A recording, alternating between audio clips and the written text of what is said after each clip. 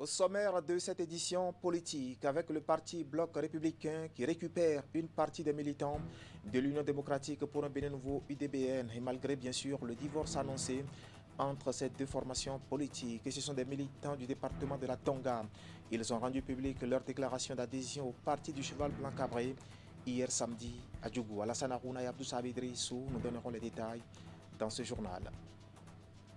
Nous parlerons ensuite coopération avec le gouvernement japonais qui appuie les efforts du Bénin en matière de migration, de la sécurité, de la gestion des frontières. C'est à la faveur d'un don d'équipement de patrouille à la police républicaine. Et la cérémonie de remise de ces équipements a été couplée avec celle de remise d'attestations aux formateurs et des engins roulants au personnel de la police à Cotonou. Tout s'est déroulé sous les yeux de Clément Tcharimouvi de Sabouran qui nous rendront compte dans ce journal. Et puis, les jeunes membres de la plateforme UPR UNICEF ont démarré un camp depuis 3 jours, bien sûr, dans la commune d'Adjara. Là, nous sommes dans le département de l'Ouémé.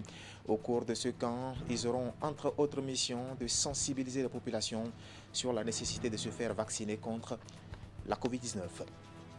Voilà pour le sommaire. Bien bonsoir et bienvenue à notre grande édition du soir de ce dimanche 28 août 2022. Une édition que nous allons commencer par l'actualité politique. D'abord, nous vous emmenons aux nouvelles du parti Bloc républicain qui récupère une partie des membres de l'Union démocratique pour un Bénin nouveau UDBN. Et ceci malgré le divorce annoncé entre ces deux formations politiques. Et ce sont des militants du département de la Tonga qui, quelques jours plus tôt, optaient pour l'Union progressiste, le renouveau.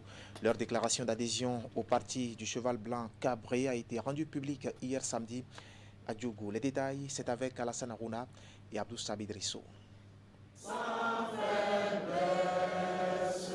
Les militants et sympathisants de l'Union démocratique pour un Bénin nouveau UDBN de la Tonga ont à l'unanimité décidé de poursuivre leur aventure politique avec le bloc républicain.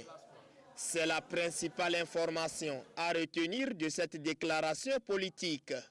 Une déclaration d'adhésion au parti du Cheval Cabré qui intervient au lendemain du divorce acté entre l'UDBN et le BR.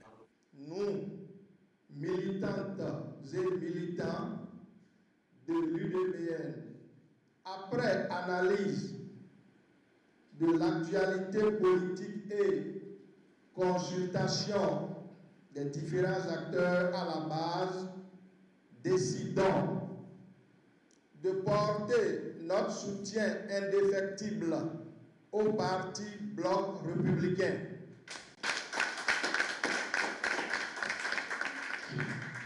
De nous mobiliser autour du leader charismatique Abdoulaye Biao Tchané, secrétaire général national du Bloc républicain, pour le développement du Bénin en général et celui du département de la Tonga en particulier. Aux côtés de ces désormais ex-militants et sympathisants de l'UDBN, une délégation de la coordination du bloc républicain dans la 13e circonscription électorale venue leur apporter son soutien. Nous venons d'apprendre que l'UDBN, la section Donga, se réunit ici pour une déclaration dont nous venons de prendre la teneur.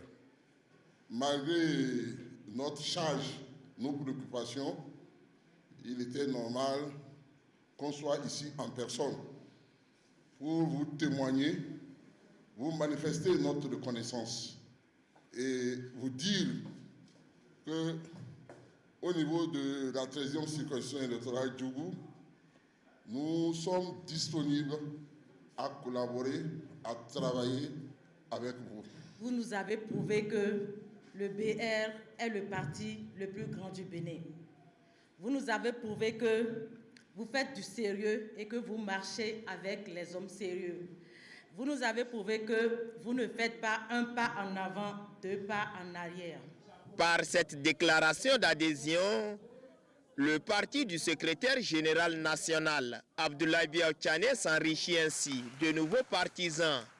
Il s'engage solennellement à mouiller le maillot aux côtés du bloc républicain lors des prochaines joutes électorales. Voilà, du renfort donc pour le parti BR. Et dans le même temps, l'Union progressiste, le Renouveau, elle, accueillait les femmes Amazon de l'Union sociale libérale de Sébastien Adjavon. L'adhésion au nouveau-né des partis politiques au Bénin a été faite au détour d'une sortie médiatique effectuée hier samedi à Cotonou. La cérémonie d'adhésion, elle, a été parrainée par le député Badirou Aguemon, élu UPR de la 15e circonscription électorale. Compte rendu, Idrissou Boukari et Henri Ganti. Né des cendres de l'Union progressiste et du Parti du Renouveau démocratique, l'Union progressiste Le Renouveau reçoit la première adhésion officielle et pas des moindres.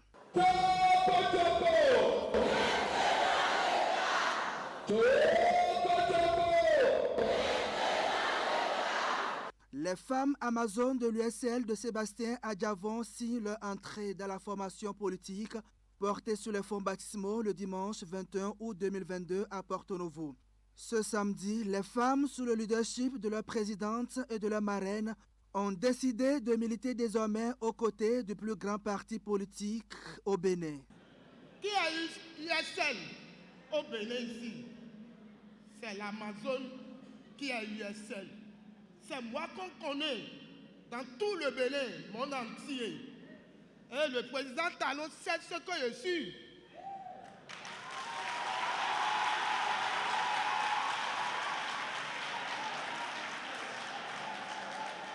Je salue beaucoup le président Talon.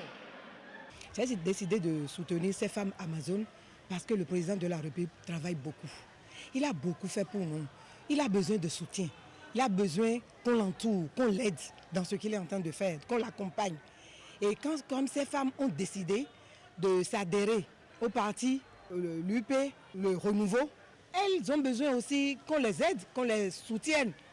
Dans cette salle bien pleine aux couleurs du logo du parti, les femmes Amazon ont pris l'engagement d'œuvrer pour l'enracinement de leur nouvelle famille politique, surtout dans les 15e et 16e circonscriptions électorales. À la base de cette mobilisation en faveur du parti Union progressiste Le Renouveau, l'honorable Badirou Aguemon, une importante contribution qu'il apporte à ce parti en vue de son renforcement pour les élections législatives de janvier 2023. Vous avez fait un bon choix. Je dis bien, vous avez fait un bon choix. Et rassurez-vous, désormais, nous serons toujours ensemble. Nous serons toujours ensemble pour mener tous les combats politiques. Merci à vous d'avoir eu la franchise de reconnaître les mérites et le travail de bâtisseur du président de la République, le président Patrice Talon, et de son gouvernement, que je vous prie d'ovationner également. Désormais, vous femmes Amazon, vous devez parcourir monts et vallées pour que définitivement le nombre impressionnant de femmes Amazon qui a sur toute l'étendue du territoire puisse faire ses formalités d'adhésion individuellement dans le parti Union progressiste Le Renouveau. L'Union progressiste Le Renouveau reste ouverte à toute personne qui partage son idéologie et ses valeurs, dira le parrain Badirou Aguemon. Aussi a-t-il invité les femmes Amazon, désormais anciennes militantes du parti de Sébastien Adjavon, à plus d'engagement pour imposer davantage l'UPR sur l'échiquier politique national. Et voilà pour mieux affronter les prochaines joutes électorales. Allons maintenant dans le monde syndical et Anselme Amoussou qui se prononce sur la cherté de la vie. Et pour le secrétaire général de la centrale des syndicats autonomes du Bénin, le phénomène prend une proportion alarmante. Un point de vue exprimé au cours d'une conférence publique animée ce week-end à la Bourse du Travail à Cotonou. On va faire le point avec Hakim Osseni et Elvis Sotonoukouan. Chers camarades, chers citoyens du Bénin, le choix des mots, les références illustratives, les déductions et les ressentis exprimés. Toute une démarche pour dire et faire entendre le diagnostic posé par le médecin syndicaliste premier responsable de la CSA Bénin, Anselme Moussou. La vie est toujours plus chère. La conférence publique prend corps. Nous sommes venus rappeler au gouvernement que la vie est toujours plus chère. Nous sommes venus dénoncer son silence et son mépris face aux cris de détresse des populations. Nous sommes venus protester contre le choix hasardeux qu'il a fait de ne pas respecter ses propres engagements. Nous sommes venus attirer son attention et celle de l'opinion publique sur les risques d'essoufflement de la cohésion sociale. L'opportunité et la justesse de cette sortie, telle une écritoire, trempent sa bille dans les statistiques tenues de l'INSTAD. Les Béninois, des plus insignifiants aux plus en vue, ont produit de la richesse, commentera Anselme Moussou, et dans un exercice de cause à effet, les travailleurs attendent le partage des fruits de l'effort commun. Votre argent que vous mangez là, donnez-nous un peu, on veut manger aussi. Votre argent que vous mangez là. Camarades, toutes les performances économiques qu'on nous annonce, les chiffres qui circulent avec fierté de la part du gouvernement, nous ne les sentons pas dans nos ménages. Le tableau des efforts consentis et des espérances nourries contraste avec la réalité vécue au quotidien. L'horizon s'obscurcit, le risque d'essoufflement perceptible, d'où ces questionnements. Qu'est-ce qui bloque à la date d'aujourd'hui la prise et la publication du décret qui consacre l'augmentation effective du SMIC? Comment ne pas se sentir révolté par les volte-face incessants et les contradictions internes du gouvernement sur la situation des AME maintenus dans l'indigence avec toujours 9 mois sur 12 de salaire? Et comment ne pas exprimer notre perplexité lorsque autour de nous, des pays que nous regardons de haut trouvent les moyens de compatir aux souffrances de leur population pendant que nous nous enfonçons dans le dilatoire. À ses côtés pour cette conférence publique, la CSA Bénin s'est félicitée de la présence de la CGTB et de la COSI, deux centrales et confédérations des travailleurs du Bénin. Voilà, nous allons rester à la Bourse du Travail à Cotonou, toujours pour parler du mouvement syndical au Bénin. Le SYNACOPES GTFP y a tenu vendredi dernier son premier congrès ordinaire. Les travaux sont organisés autour du thème « Efficacité et épanouissement du corps des conseillers pédagogiques des enseignements du second degré à l'ère des réformes dans le système éducatif béninois ». Objectif, insuffler un nouveau dynamisme au secteur de l'éducation à travers un corps de contrôle aguerri. Tout a été placé sous la tutelle de la COSI Bénin. Compte rendu à Sionbon Kanya Sionbon. Après son congrès constitutif du 7 mai 2016, le syndicat national des conseillers pédagogiques tient ce 25 août 2022 son premier congrès ordinaire. Venus de divers horizons, les participants à cette rencontre stratégique auront à passer au peigne fin les statuts et règlements du SYNACOPES pour répondre aux besoins adaptés aux mutations du moment. Aujourd'hui, les syndicalistes que vous êtes, vous participez énormément au développement socio-économique de notre pays à travers le syndicalisme de développement. Soyez-en remerciés. Remerciés pour cet engagement aux côtés du gouvernement qui, de façon perceptible aujourd'hui, fait des efforts pour le mieux-être des uns et des autres. Nous devons aussi penser à comment le syndicat, le bureau qu'on va mettre sur pied, va travailler en synergie, en bonne intelligence avec le syndicat CIBIES-TP, le CIBIES, le syndicat des inspecteurs, parce que le corps de contrôle, c'est et les inspecteurs et, n'est-ce pas, les conseillers pédagogiques. Placé sous le signe de la redynamisation, ce premier congrès se focalise sur l'efficacité et l'épanouissement du corps des conseillers pédagogiques des enseignements du second degré à l'ère des réformes dans le système éducatif béninois. De nombreux défis attendent le nouveau bureau du SYNACOPES GTFP qui sera élu au terme du congrès.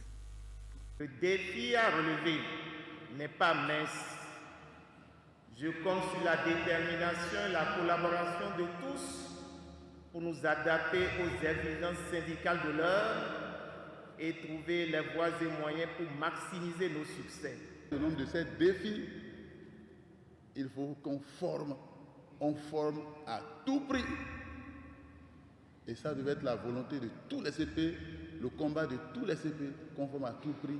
Les autres qui sont des ACDPE, ils le méritent. Et donc, c'est un point qui doit être inscrit à l'ordre du jour dans les combats qui attendent ce nouveau bureau. C'est facile d'apprécier souvent les résultats à travers peut-être un directeur départemental ou un ministre. Mais c'est important de savoir que, comme dans un restaurant, il y a des cuisiniers et vous faites partie de ces cuisiniers qui font que les tables soient bien garnies. Il s'agit pour tous les participants et surtout pour la fêtière qui est la COSI Bénin d'œuvrer pour un nouvel élan du système éducatif à travers la mise sur pied d'un corps de contrôle aguerri. Et cela passe par l'installation d'un bureau dynamique et apte à défendre avec stratégie, rigueur et détermination les intérêts de la corporation. Voilà, nous allons quitter le monde syndical béninois pour celui de la diplomatie, pour parler maintenant coopération avec le gouvernement japonais qui appuie les efforts du Bénin en matière de migration, de la sécurité et la gestion des frontières. Un geste qui se traduit par un don d'équipement de patrouille à la police républicaine. La cérémonie a été couplée avec celle de remise d'attestation aux formateurs et des engins roulants au personnel de police. À côté de nos précisions, Clément Tchadé et Moufid Saboua. Les motos sont destinées au poste de police des frontières du Bénin. C'est un appui du Japon au Bénin à travers l'Organisation internationale des migrations des Nations unies. Depuis son installation au Bénin, le bureau de l'OIM et ses partenaires mènent des projets et programmes visant à appuyer le gouvernement du Bénin dans les défis aussi bien migratoires que sécuritaires auxquels il fait face. Le Japon souhaite toujours honorer son engagement en tant que membre de la communauté internationale et apporter sa contribution active dans le domaine de la paix et de la stabilité, parce qu'il n'y a pas de développement durable sans une consolidation de la paix. L'activité parachève un processus de renforcement de capacité. Bien avant la remise de ces 2 roues, des policiers formateurs outillés sur le système d'information efficace et abordable MIDAS ont reçu leur attestation de fin de formation. Je voudrais prier Monsieur l'ambassadeur, ici présent, à bien vouloir accepter de transmettre au gouvernement du Japon la gratitude des plus hautes autorités du Bénin pour l'engagement et l'accompagnement continu dont bénéficie notre pays. Un acte qui renforce les liens de coopération bilatérale entre le pays du soleil levant et la République du Bénin. Voilà, merci. Voilà, direction le département du Zou, ou pour parler bien sûr de la direction départementale de l'industrie et du commerce qui maintient sa posture de veille sur les prix de cessation bien sûr des produits de grande consommation. Accompagné du préfet Firmin et Hermé Couton, eh bien, les responsables ont fait une descente cette semaine dans les marchés de la région. Imet Hélène Moussou nous donne ici les détails sur cette descente. Encore une descente de l'équipe de contrôle de la direction départementale du commerce du Zou dans les marchés de la région. La délégation accompagnée par l'autorité préfectorale est allée vérifier les prix de cession de certains produits de grande consommation. Nous avons sillonné quelques boutiques et dépôts de ciment, de vente de farine de blé, de l'huile. Alors, donc nous essayons de comparer, nous interrogeons ou bien nous vérifions le prix de cession de ces produits-là. Et cela nous permet donc de faire la comparaison entre le prix de vente effectué et le prix tel que fixé par le gouvernement. À Abomey, Poïkon, ainsi que les autres communes environnantes, des infractions sont commises dans les boutiques et points de vente. De nombreux vendeurs et gérants de magasins ne respectent pas les instructions données par l'exécutif. La tournée a non seulement permis de vérifier les prix, mais également rappeler les commerçants à l'ordre. Les prix réajustés du riz, de la farine de blé, de l'huile et bien d'autres ont été à nouveau notifiés aux usagers des différents espaces d'échanges commerciaux parcourus. Chez nous ici, le ciment le plus normal, c'est 74 500. Donc pour le déplacement, l'électricité prend des fois 1500, 2500. Les factures, on fait le déplacement et le montant du tonne ensemble. Parce que les clients même qui exigeaient ça, pour dire qu'il faut mettre ça ensemble. Avec le déplacement, c'est combien 77 ou bien 78 avec le déplacement. C'est ça, des fois on écrit sur notre facture 77, 78. Ça dépend de l'endroit donc nous avons envoyé le ciment. Quand nous prenons les manières de délivrer les factures, vous allez constater qu'ils mettent sur le prix de cession, le coût du transport. Ce qui fait qu'au niveau de leurs factures, on constate qu'il y a une légère augmentation. Alors là, on les invite à nos bureaux pour leur expliquer désormais comment ils doivent établir leurs factures pour nous permettre de faire facilement le contrôle et nous permettre de ne pas les punir injustement. Partout où nous sommes passés, il faut dire dans l'ensemble que les gens essayent de respecter ces prix, notamment pour ce qui concerne le ciment dans le département, dans les communes du département du Sud. Pour le blé, ça varie par endroit.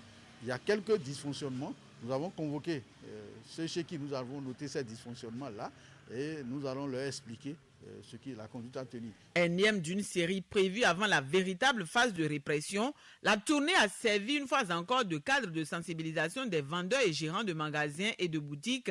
Certains espaces de vente ont été mis sous scellé pour non-respect des mesures gouvernementales. Voilà, comme on le dit, force doit rester à la loi. Éducation maintenant, et comme c'est de coutume, le promoteur du complexe scolaire et universitaire Clé de la Réussite fait encore des heureux dans les rangs de ces apprenants qui ont participé cette année au cours des vacances. Omer Dieudonné Adandéjan a offert à ceux d'entre eux qui se sont brillamment illustrés par le travail des kits scolaires pour mieux préparer la rentrée scolaire 2022-2023. La cérémonie de remise a eu lieu ce week-end sur l'un des sites de l'établissement à Cotonou. Compte rendu Teddy Goudalo.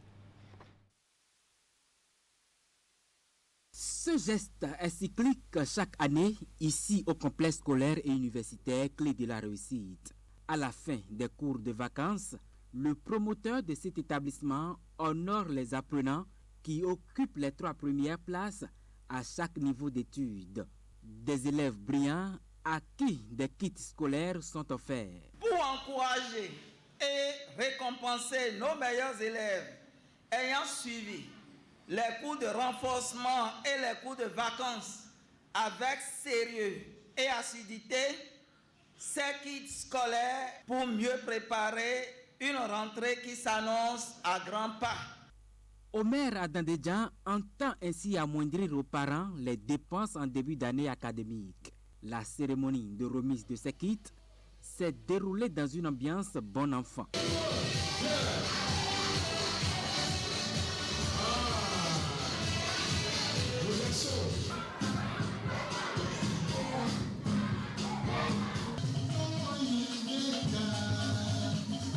Après l'effort, le réconfort donc pour ces futurs hommes accomplis qui, en un mois de cours de vacances, ont reçu l'essentiel des enseignements au programme dans les nouvelles classes du primaire au secondaire. Au complexe Clé de la Réussite, nous cultivons chaque jour l'excellence, comme en témoignent les résultats incomparables et satisfaisants obtenus aux examens nationaux 2022. Ainsi, au CEP 2022, nous avons obtenu les 100% comme d'habitude. De même, au CAP comme au BPC, nous avons obtenu sur nos sites de Calavi, de Menontin et de Bégamin des résultats très satisfaisants. Au baccalauréat 2022, le complexe Clé de la Réussite a obtenu 7 mentions très bien, dont 4 mentions très bien en série D et 3 mentions très bien en série G2. Des performances aux examens nationaux qui ont hissé cet établissement au rang des meilleurs du département du littoral. Et ces mérites ont été reconnus par l'ONG Étoile d'Afrique à travers ce tableau d'honneur. Et voici l'un des principaux artisans, Arnette Jotan, élève au complexe scolaire et universitaire Clé de la Réussite, admise au bac 2022 avec la mention très bien. Pour avoir constaté la maîtrise et le savoir-faire de nos encadreurs, Nous vous rassurons, chers parents, que vous ne commettez aucune erreur en inscrivant nos frères, nos soeurs, vos enfants au complexe scolaire clé de la réussite. L'un des artisans de ces performances aux examens nationaux, le voici. Annette Djotan, élève au complexe scolaire et universitaire clé de la réussite, admise au bac 2022 avec la mention très bien.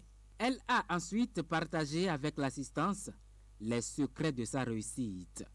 Une réussite provoquée surtout par le programme académique conçu ici. Un programme qui offre à tout apprenant un environnement très favorable à l'acquisition du savoir. Le tout est piloté par des acteurs chevronnés rompus à la tâche. Et les résultats suivent chaque année en parfaite communion avec Dieu. Et une fois encore, Omer Adandéjan et ses collaborateurs ont placé l'année académique qui s'annonce sous la bénédiction divine avec cette célébration eucharistique.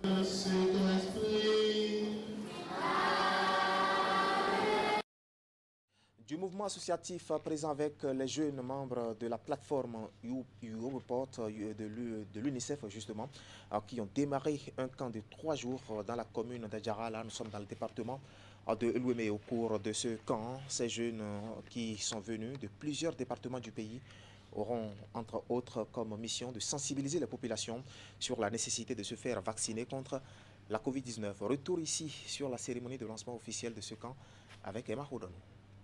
C'est ici dans la commune d'Adjara, département de Louémé, que le tout premier camp de YouReport du Bénin a été officiellement lancé. Sous la coupole de l'UNICEF, YouReport est une plateforme de jeunes qui œuvre à renforcer l'engagement citoyen de la jeunesse au profit du développement. Et au cœur de cette première édition qui va durer 3 jours, les jeunes YouReporters, avec le soutien de plusieurs partenaires, vont travailler à déconstruire les rumeurs autour de la vaccination contre la Covid-19. Ce camp a été pensé et mis sous le thème de la Covid-19, vu le contexte sanitaire mondial et national. Ainsi, au cours de ce camp, une importance capitale sera mise sur la sensibilisation de la population pour la déconstruction des rumeurs sur la vaccination contre la Covid-19, les partages d'expériences entre YouReport de différentes localités, leadership, entrepreneuriat, la nature et la découverte. Mesdames et messieurs, chers YouReporters, aujourd'hui que notre engagement nous conduit jusqu'à l'organisation de ce camp, il doit ne plus jamais nous quitter. Au nom de l'équipe de l'UNFPA, de l'UNICEF, de la solidarité laïque, je vous dis bienvenue et merci encore. Alors pour nous, c'est un plaisir de vous accompagner dans vos initiatives et nous serons encore là pour vous accompagner lorsque vous aurez des initiatives. Nous serons là pour vous soutenir jusqu'au dernier kilomètre. Cette plateforme de jeunes créée en 2021 compte aujourd'hui environ 13 000 jeunes engagés. Conscient de ce que la jeunesse est le fer de lance du développement, le représentant du ministre des Sports en charge de la jeunesse a invité les jeunes YouReporters à participer activement au développement du Bénin. Je voudrais vous demander, vous, jeunes, à travers vous et tous les jeunes du Bénin, engagez-vous davantage, engagez-vous sérieusement. Parce que si vous ne changez rien, rien ne changera. C'est le moment de donner toute la force à la constitution de notre pays. Et aujourd'hui, nous avons un échantillonnage de la jeunesse béninoise, pratiquement de tous les départements. Et c'est pour ça que je dis encore merci à l'UNICEF. Ce que vous faites aujourd'hui, ça va vous impacter et ça va impacter même les générations après vous. Après le lancement des activités de ce camp, les jeunes YouReporters ont eu droit à un panel sur la solidarité intergénérationnelle pour commémorer en différé la Journée internationale de la jeunesse. Et voilà, dans le reste de l'actualité ce soir sur Canal 3 Bénin, la première session au titre de l'année de la commission thématique eau, assainissement et infrastructure de l'Association nationale des communes du Bénin. Les échanges se sont déroulés à Abomey, au centre des débats, la loi sur l'hygiène publique en République du Bénin et les stratégies pour sa vulgarisation. Précision, Imet Hélène Amousso. La rencontre se tient dans un contexte de réforme majeure dans le secteur de la décentralisation. Elle est organisée un an après la dernière session de la commission thématique au assainissement et infrastructure de l'Association nationale des communes du Bénin. Ces assises sont les premières au titre de l'année 2022. Elles interviennent également au lendemain de la promulgation de la loi numéro 2022-04 du 16 février 2022 portant hygiène publique en République du Bénin. Le nouveau contexte législatif riche de 197 articles qui vient actualiser la loi 87-015 du 21 septembre 1987 portant code de l'hygiène publique en République du Bénin tient parfaitement compte des nouveaux enjeux en matière de santé publique et d'amélioration du cadre de vie des populations avec en prime plusieurs innovations.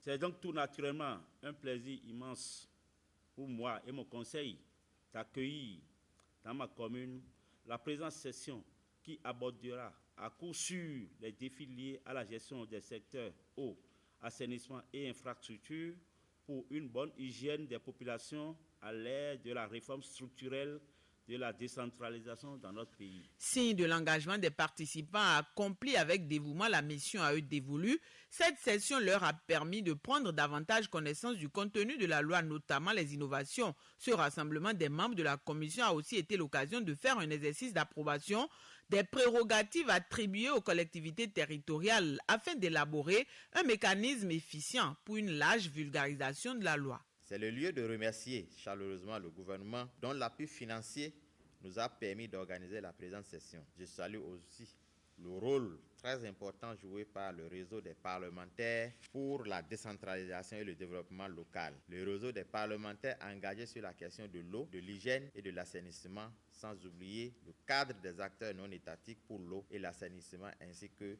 le projet Mini-Watch, qui ont tous œuvré chacun à son niveau à l'avènement de la loi sur l'hygiène publique dans notre pays. Les assises sont organisées avec l'appui du gouvernement. Elles ont duré 2 jours.